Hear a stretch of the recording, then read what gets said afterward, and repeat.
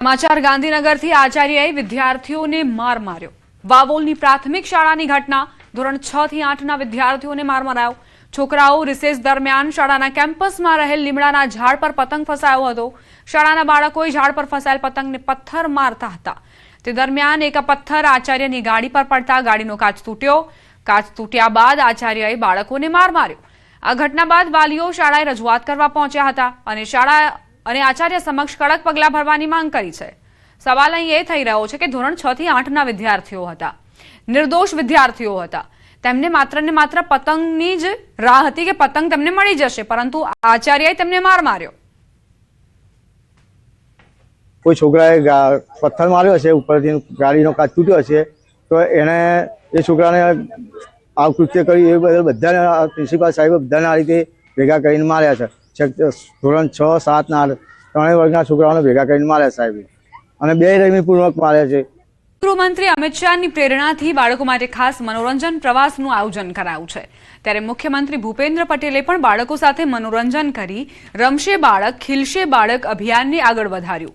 નોંધનીય છે કે અભિયાન અંતર્ગત ગાંધીનગર લોકસભા વિસ્તારના આંગણવાડીના બાળકોને ફન બ્લાસ્ટમાં લવાયા હતા। અહીં ટોય ટ્રેનમાં મજા માણતા બાળકોના ચહેરા પર ખુશીઓ છલકાઈ ગઈ હતી। આ અભિયાનથી બાળકોનું બાળપણ રંગીન બનશે। મુખ્યમંત્રી ભૂપેન્દ્ર પટેલ પણ સામેલ થયા અને બાળકો સાથે બે ક્ષણ મજા માણી। નાના નાના બાળકોને આપ જુઓ અને તેમના ચહેરા પરનો આ સ્મિત જુઓ। તેમના બાળપણને જીવંત રાખવા માટે આ પ્રયાસ હાથ ધરાયો છે।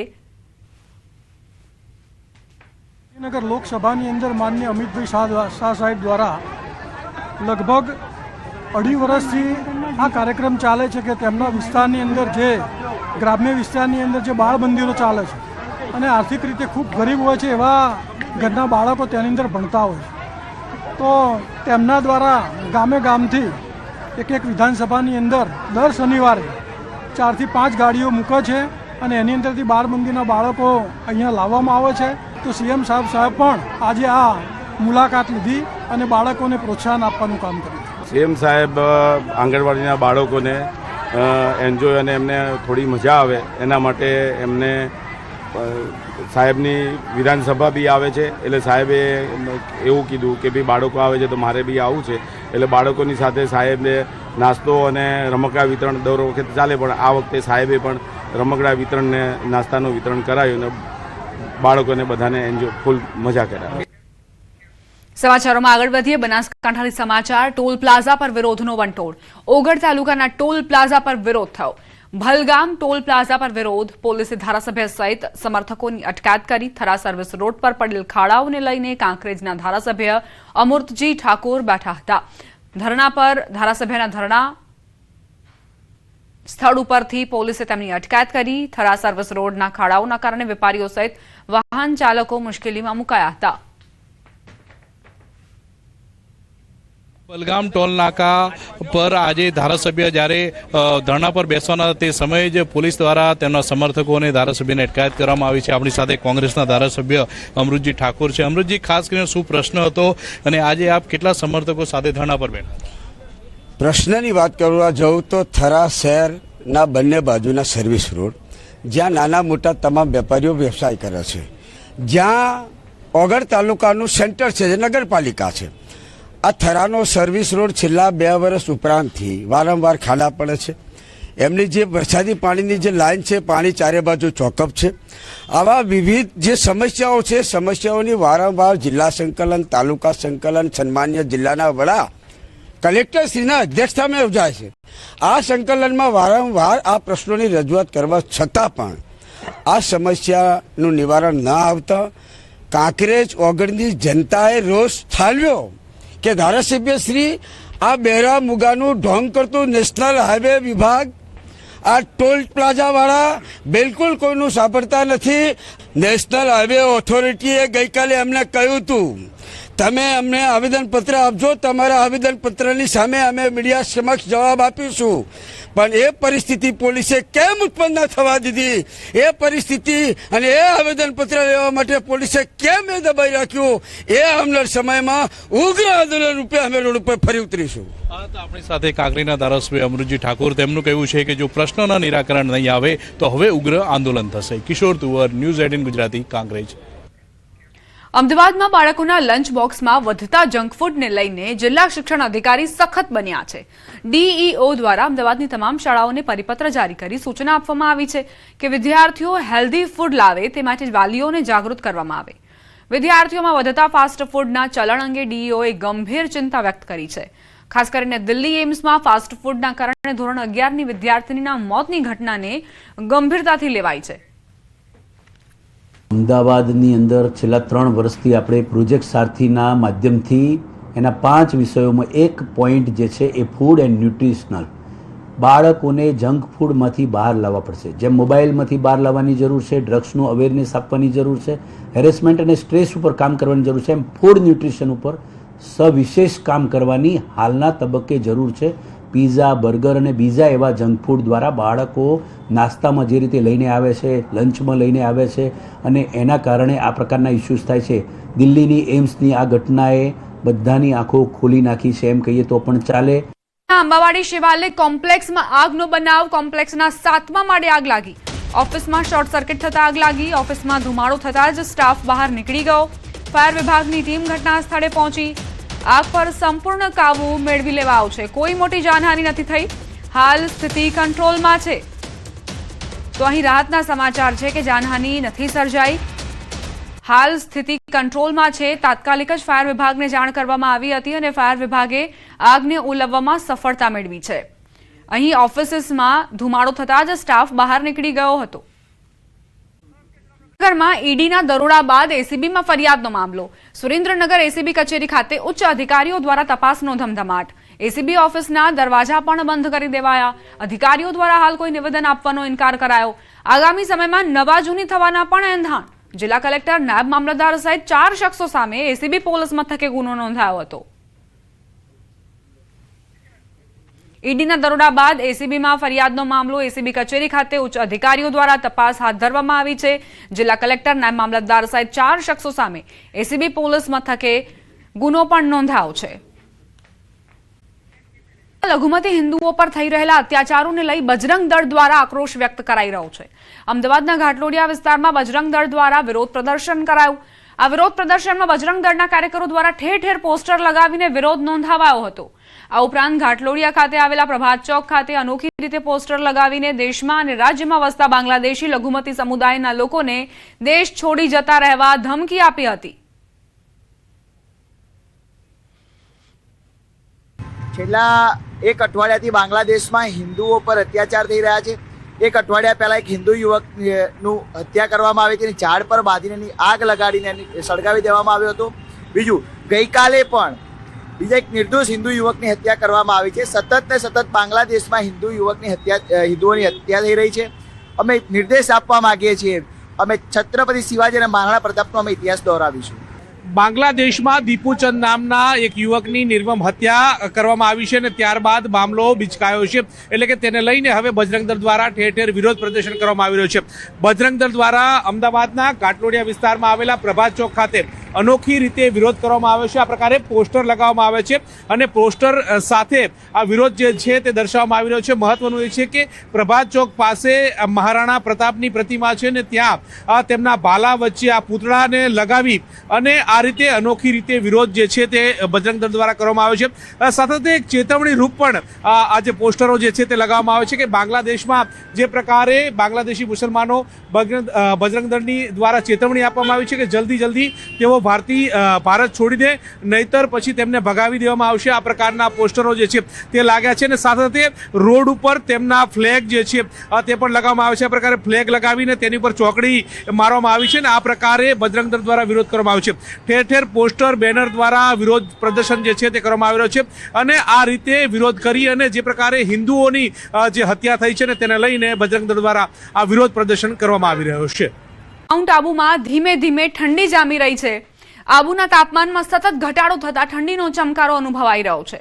લોકો ઠંડીથી બચવા માટે ગરમ પીણા અને તાપણાનો સહારો લેતા જોવા મળ્યા. જો કે આબુની ઠંડીની મજા માણવા માટે મોટી સંખ્યામાં પ્રવાસીઓ માઉન્ટ આબુ પહોંચી રહ્યા છે. ખાસ કરીને શનિ રવિના વીકેન્ડ હોવાથી લોકો માઉન્ટ આબુ તરફ ઉમટ્યા છે.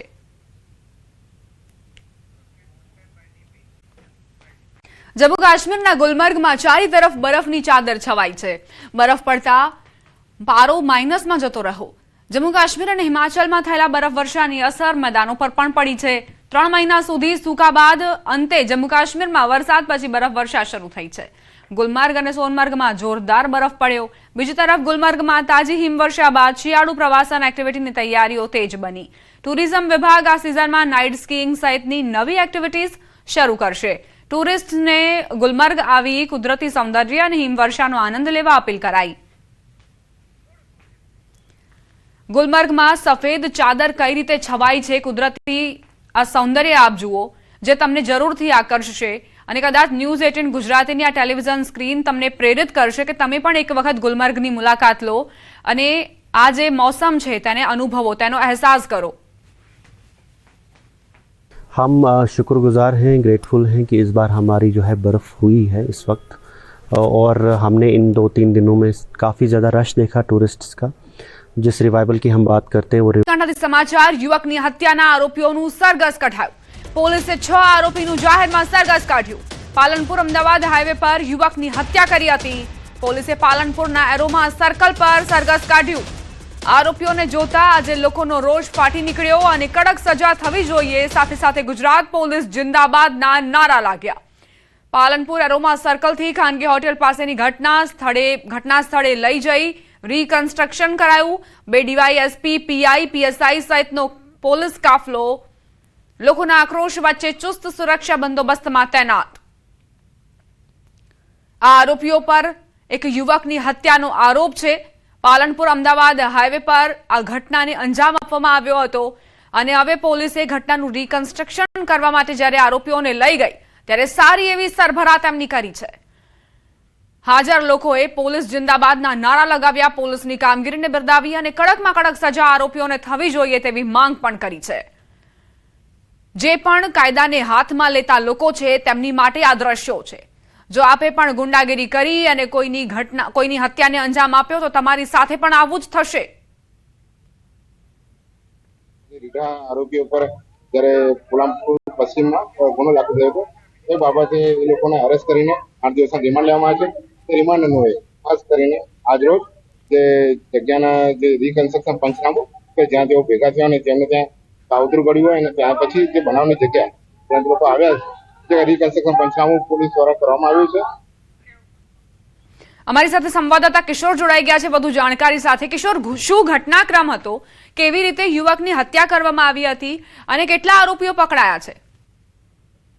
ચોક્કસથી દીપા, જે પાલનપુર અમદાવાદ હાઈવે ઉપર 5 દિવસ પહેલા પૈસાને લેતી દેતી મામલે ભરત ચૌધરી અને અન્ય એક યુવક ઉપર હુમલો કરવામાં આવ્યો હતો. તે દરમિયાન ભરત ચૌધરી નું મોત નીપજ્યું હતું અને અન્ય એક યુવકને ખાનગી હોસ્પિટલમાં સારવાર માટે રખાયો હતો. તે બાદ પોલીસની ટીમ જે છે તે અલગ અલગ ટીમો બનાવી આરોપીઓને પકડવા માટે ટીમો બનાવવામાં આવી હતી અને 5 દિવસ બાદ 6 આરોપીઓને ઝડપી પાડવામાં આવ્યા હતા અને આ તમામ જે આરોપીઓ છે તેમનું આજે જાહેરમાં વરઘોડું કાઢવામાં આવ્યું હતું અને રીકન્સ્ટ્રક્શન દરમિયાન જ્યારે ઘટના સ્થળે આરોપીઓને લાવવામાં આવ્યા હતા પોલીસ બંદોબસ્ત વચ્ચે, ત્યારે લોકોનો રોષ પણ ફાટી નીકળ્યો હતો અને ખાસ કરીને જે પોલીસે આરોપીઓની જાહેરમાં ધુલાઈ કરીને આરોપીઓને કાયદાનું ભાન પણ કરાવ્યું હતું. જ્યારે આ યુવકને પોલીસ જે છે તે કાયદાનું ભાન કરાવી રહી હતી તે દરમિયાન ગુજરાત પોલીસ જિંદાબાદના નારા પણ લોકો દ્વારા લગાવવામાં આવ્યા હતા અને આરોપીઓને જોઈને લોકોનો રોષ પણ ફાટી નીકળ્યો હતો. દીપા, કિશોર, ઘટનાનું રીકન્સ્ટ્રક્શન થયું તે બાદ આખરે પોલીસે કેવા પ્રકારની પ્રતિક્રિયા આપી? આ જે આરોપીઓ છે, શું અન્ય પણ આરોપીઓ પકડવાના બાકી છે અને કેવી રીતે ઘટનાનું રીકન્સ્ટ્રક્શન કરાયું તે પણ જણાવજો. ચોક્કસથી દીપા જે 24 જે લોકો છે તેમના સામે જે છે ગુનો દાખલ કરવામાં આવ્યો હતો અને પોલીસે મુખ્ય આરોપી સહિત 6 આરોપીઓની અટકાયત કરી હતી અને અટકાયત કર્યા બાદ આ જે તમામ આરોપીઓ છે તે તમામ આરોપીઓને રિકન્સ્ટ્રક્શન માટે પાલનપુર એરોમા સર્કલ પાસે લાવવામાં આવ્યા હતા કે જ્યાં જે ભરત ચૌધરી નામના યુવકની જાહેરમાં જે હત્યા કરવામાં આવી હતી અને આ રિકન્સ્ટ્રક્શન દરમિયાન આરોપીઓ જે છે તે લંગડાતા પોલીસ બંદોબસ્ત વચ્ચે જે છે તે ઘટના સ્થળે પહોંચ્યા હતા અને તે દરમિયાન લોકોનો ટોળો છે તે પણ ઉમટી પડ્યું હતું અને પોલીસ બંદોબસ્ત વચ્ચે આરોપીઓનું રિકન્સ્ટ્રક્શન ચાલી રહ્યું હતું. તે દરમિયાન ગુજરાત પોલીસ જિંદાબાદના નારા પણ લાગ્યા હતા અને પોલીસે પણ આરોપીઓને કાયદાનું ભાન કરાવવા માટે પોલીસે પણ આ જે યુવકો હતા જે હત્યાના જેમના પર આરોપ છે તેમની જાહેરમાં સરભરા કરી હતી અને જાહેરમાં ધુલાઈ કરી હતી અને જાહેરમાં સરભરા કરવામાં આવતા જે લોકો છે તે લોકો દ્વારા પણ ગુજરાત પોલીસ જિંદાબાદના નારાઓ લગાવવામાં આવ્યા હતા અને અત્યારે જે આ જાહેરમાં સરભરા કરતા વિડીયો જે વાયરલ સોશિયલ મીડિયા પર પણ થઈ રહ્યા છે અને પોલીસ દ્વારા અત્યારે તો આજે તમામ આરોપીઓ છે તેમને પોલીસ કસ્ટડીમાં લઈ જવામાં આવ્યા છે અને અન્ય આરોપીઓ છે તેમની શોધખોળ પણ હાથ ધરવામાં આવી છે. દીપા. કિશોર, આ 6 આરોપીઓ સિવાય જે અન્ય આરોપીઓ છે શું તેમની પણ શોધખોળ હાથ ધરાઈ છે? તેમને પકડવા માટે પણ કામગીરી કરાઈ રહી છે? ચોક્કસથી દીપા, જે હત્યા કરવામાં આવી હતી તેમાં 24 લોકો સામે જે ફરિયાદ નોંધાવવામાં આવી હતી અને તેમાં મુખ્ય આરોપી સહિત 6 આરોપીઓની અટકાયત કરવામાં આવી છે. અલગ અલગ પોલીસ દ્વારા પીઆઈ કક્ષાની એલસીબી અને એસઓજીની અલગ અલગ ટીમો 8 બનાવવામાં આવી છે. અલગ અલગ રાજ્યોમાં પણ મોકલવામાં આવી છે. અન્ય જે આરોપીઓ છે તેમની શોધખોળ કરવા માટે ટીમો જે છે અલગ અલગ સીસીટીવી ફૂટેજ તેમજ અલગ અલગ વિસ્તારોમાં અત્યારે ફરી પણ રહી છે અને ટૂંક સમયમાં અન્ય પકડાશે તેવું પોલીસનું કહેવું છે. દીપા. આભાર કિશોર, જાણકારી આપવા માટે. 6 આરોપીઓનું જાહેરમાં સરઘસ કાઢવામાં આવ્યું. રિકન્સ્ટ્રક્શન માટે પોલીસ તે લોકોને અહીં લાવી હતી અને એ દરમિયાન જે હાજર જનતા હતી તેમણે પોલીસ જિંદાબાદના નારા લગાવ્યા છે. એક યુવકની નિર્મમ હત્યાને અંજામ આપવામાં આવ્યો હતો. તેમાં 6 આરોપીઓ પકડાયા છે.